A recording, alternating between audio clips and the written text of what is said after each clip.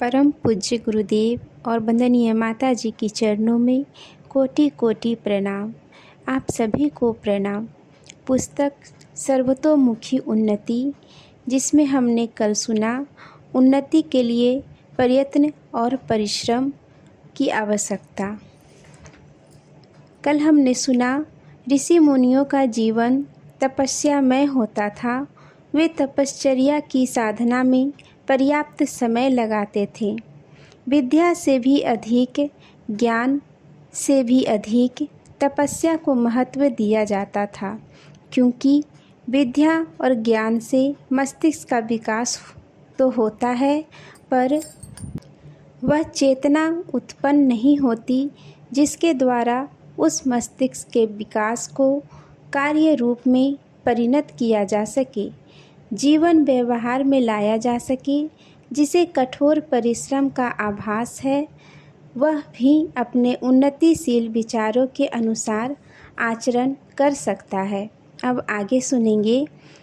स्वभावतः ऊपर चढ़ने में अधिक परिश्रम पड़ता है। सीढ़ियों पर चढ़कर ऊपर की मंजिल पर पहुंचने वाले एवं पर्वतों के शिखर की ऊंची यात्रा करने वाले जानते हैं कि उनके पैरों को समतल भूमि पर चढ़ने की अपेक्षा अधिक कार्य करना पड़ता है। जिनके पैर इस अधिक कार्य का बोझ उठाने को तैयार न हो, वे ऊंचे स्थान पर पहुंचने का आनंद नहीं लूट सकते। ऊपर से नीचे फिसल पड़ना सरल है।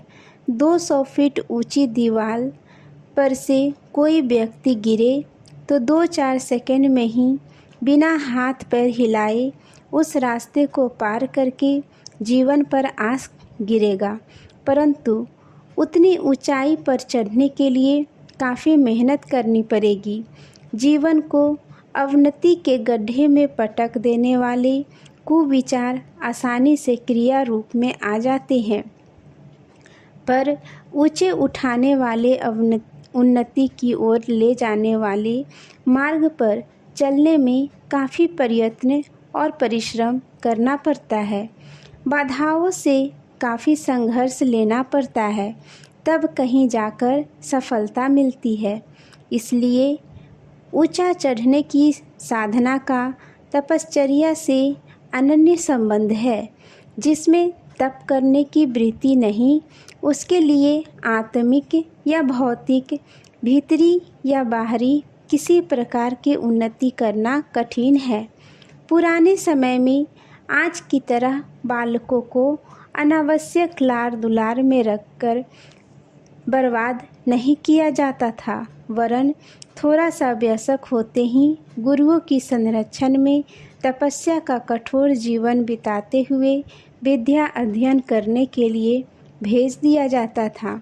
आज तो थोड़ा पैसा जिसकी अटी है, वह अपने लड़कों को स्कूल पहुंचाने और वहां से वापस लाने के लिए घोड़ा गाड़ी भेजता है। किताबों का बस्ता लाने और पहुंचाने के लिए नौकर भेजा जाता है। इस प्रकार अपने धनीपन की पूर्ति करने के लिए बालकों को आरंभ से ही काहिल, परिश्रम से जी चुराने वाला बनाया जाता है। अतः अंत में वे लड़के बाप दादों की कमाई को फूंकते हुए काहिली की जिंदगी बिताते हैं, परंतु पहले ऐसा नहीं होता था। महाराज दशरथ के पास घोड़ा गाड़ी जरूर रही होगी, न रही हो तो भी बनवाने लायक पैसा जरूर रहा होगा, तो भी उन्होंने अपने राजकुमारों को विश्वामित्र के आश्रम में तपश्चर्या की तरह जीवन बिताते हुए शिक्षा प्राप्त करने के लिए भेजा। करोड़ों रुपयों की संपत्ति रखने वाले नंद जी ने अपने बालक श्री कृष्ण को 400 मील दूर उज्जैन में संदीपन ऋषि के आश्रम में विद्या अध्ययन के लिए भेजा। उस समय की यह आम रिवाज थी। गरीबों से लेकर महाराजाओं तक के बालक तपस्वी जीवन की आदत डालने के लिए गुरुकुलों में जाते थे। फलस्वरूप हनुमान, जामवंत, भीम, अर्जुन, धृतराष्ट्र, भीष्म, कर्ण जैसे योद्धाओं से भारत भूमि पटी रहती थी। आज घोड़ा गाड़ी में बैठकर स्कूल को जाने वाले बबुए, जिनको माँ बाप सत्यानाशी दुलार की अति दिखाकर लूज पूज बना देते हैं, बड़े होकर जुल्फ़े काटने, फैशन बनाने या सिनेमा थिएटरों के चक्कर काटने के अतिरिक्त कोई पुरुषार्थपूर्ण प्रगति नहीं कर पाते। प्राचीन समय में ट्यूटर नौकर रखकर बच्चों को घर पर पढ़वाने लायक पैसे वालों लोग भी थे, परंतु वे जानते थे कि वह विद्या जो इतने नाजुकपन से सीखी गई हो, सिवाय क्लर्की की नौकरी दिलाने के लिए और किसी काम नहीं आ सकती। इसलिए बालकों को भावी जीवन में कठोर, कर्मठ, पुरुषार्थी बनाने के लिए आरंभ से ही विद्या अध्ययन की भांति तपश्चर्या भी सिखाई जाती थी। जिन बालकों का तपस्या में वातावरण में विकास होता है, वे वहीं बड़े होकर महापुरुषों के रूप में सर्वतोमुखी उन्नति करके नर रत्नों के रूप में संसार के समक्ष आकर जगमगाते हैं। विश्व का कोई कार्य ऐसा नहीं जिसे तपश्चर्या द्वारा प्राप्त न किया जा सकता हो। प्रचंड भक्ति द्वारा भक्त लोग तीन लोक के नाथ नारायण को अपने बस में कर लेते हैं, देवताओं और भूत पिशाचों पर काबू कर लेते हैं, अदृश्य अंतरिक्ष में अनोखे तत्वों को आकर्षित कर रिद्धि सिद्धियों के स्वामी बन जाते हैं। तप में मूक को वाचाल बना देने की और पंगु को गिरिवर पर चढ़ा देने की शक्ति है। निर्जीव वस्तुओं के संघर्षण से अग्नि की चिंगारी उत्पन्न होती है, जो अवसर पाकर जाज्वल्यमान दावानल का रूप धारण कर लेती है। चैतन्य आत्मा का सजीव पिंड शरीर जब घिसा जाता है, परिश्रम के पाषाण पर रगड़ा जाता है, तो उसमें से निर्जीव विद्युत से असंख्य गुनी शक्ति वाली प्राण विद्युत उत्पन्न होती है, जिसके द्वारा कठिन से कठिन कार्य पूरे हो जाते हैं। भौतिक विज्ञान के जानकारों को मालूम है कि प्रकृति का एक क्षुद्र परमाणु जब फटता है तो वह अपनी गर्मी से इस्पात की भारी गुंबदों को गलाकर पानी कर सकता है। इसी प्रकार अध्यात्म विज्ञान के वेता जानते हैं कि चैतन्य आत्मा का सतेज परमाणु मनुष्य जब अपने पूरे साहस के साथ प्रस्फुटित होता है, तो वज्र सी दुर्भेद्य कठिनाइयों को पीसकर चूर चूर कर देता है। परिश्रम यदि विवेक और व्यवस्था के साथ उचित दिशा में किया जाए तो उसका परिणाम आश्चर्यजनक होता है। संसार में जो भी महानतम कार्य हुए हैं, वे मनुष्य के परिश्रम की अद्भुत शक्ति की गवाही दे रहे हैं। शारीरिक और बौद्धिक परिश्रम दोनों ही अपने अपने स्थान पर महत्वपूर्ण है। दोनों के सम्मिलन से एक पूर्ण परिश्रम का निर्माण होता है। जैसे दो पहियों के बिना रथ अपूर्ण है, जैसे स्त्री पुरुष बिना गृहस्थ अपूर्ण है, वैसे ही अकेला शारीरिक या अकेला मानसिक श्रम अपूर्ण है। दोनों हाथों के सहयोग से काम करने की क्रियाएं होती है। दोनों पैरों से चलने का कार्य ठीक प्रकार होता है। उसी प्रकार शारीरिक श्रम और मानसिक श्रम दोनों प्रकार के श्रमों की क्षमता ही जीवन विकास में समुचित सहायता प्रदान करती है। जिन्हें केवल मानसिक श्रम में रुचि है और शारीरिक श्रम को तुच्छता की दृष्टि से देखते हैं, वे भूल करते हैं। इसी प्रकार जो शरीर की मेहनत से ही संतुष्ट है, मानसिक श्रम और पर ध्यान नहीं देते, वे भी गलत रास्ते पर हैं। दिमागी काम तक ही अपनी रुचि सीमित रखने वाले स्वास्थ्य को खो बैठते हैं। देह में कमजोरी और बीमारी का प्रवेश हो जाने पर संसार की सुखानुभूतियों के साथ हाथ धोना पड़ता है। इसी प्रकार जिनका क्षेत्र देह की मेहनत मजदूरी तक ही सीमित है, वे बौद्धिक विकास से वंचित रह जाते हैं। उन्हें अज्ञान का, मूर्खता का, अविवेक का दुख उठाना पड़ता है, जो शारीरिक कमजोरी या बीमार से कम दुखदायी नहीं है। श्रम करने में वैसी ही रुचि होनी चाहिए जैसी खेल खेलने में होती है। मेहनत को मार समझना थकान का प्रमुख कारण है।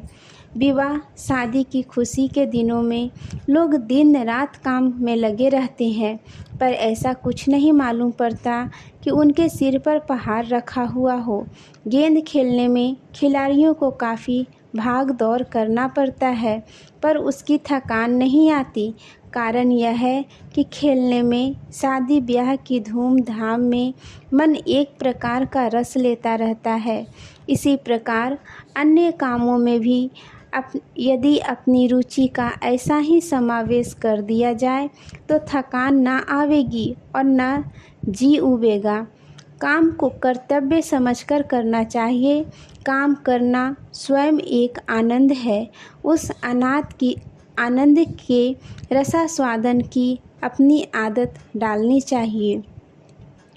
इच्छित परिणाम की आशा निराशा में जो लोग उत्साहित अनुत्साहित होते रहते हैं, उनकी क्रिया पद्धति बिगड़ती जाती है।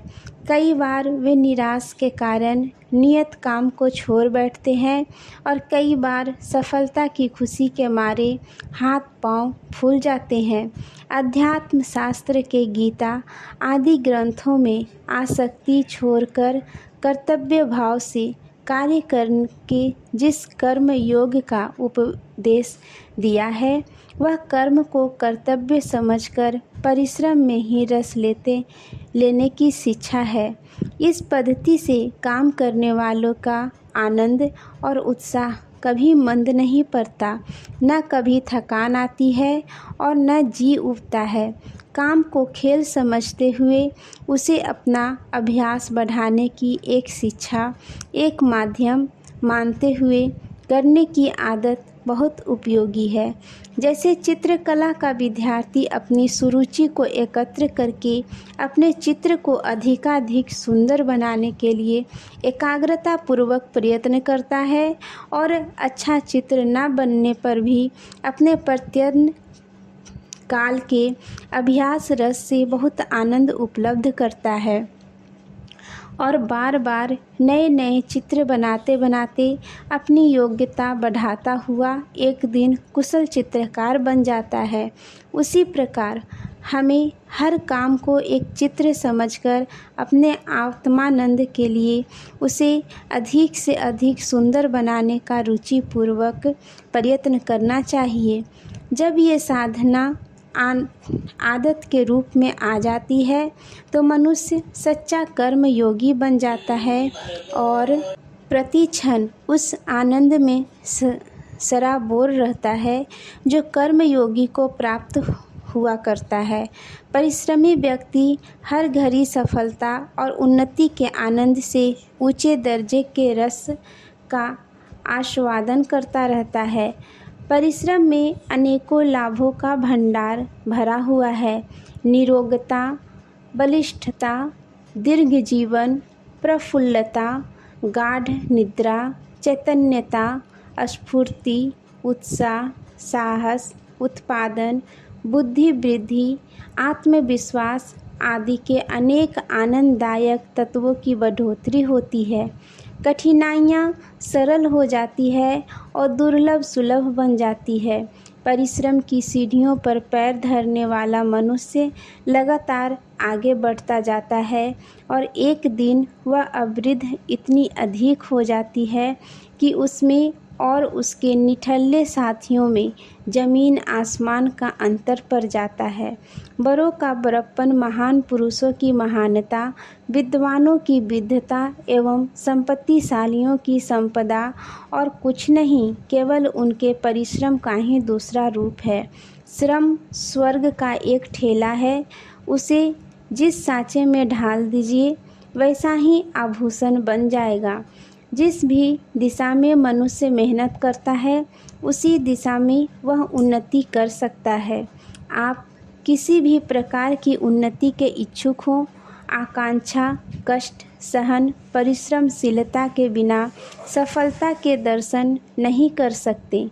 ये तीनों गुण स्वभावतः तो थोड़े ही लोगों में पाए जाते हैं, पर अभ्यास द्वारा सभी उनको प्राप्त कर सकते हैं।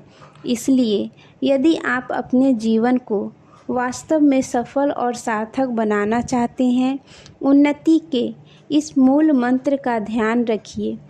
इनके द्वारा आप प्रत्येक विषय में उन्नति कर सकने में समर्थ हो सकेंगे। आज के लिए यहीं तक। आप सभी को धन्यवाद। जय गुरुदेव।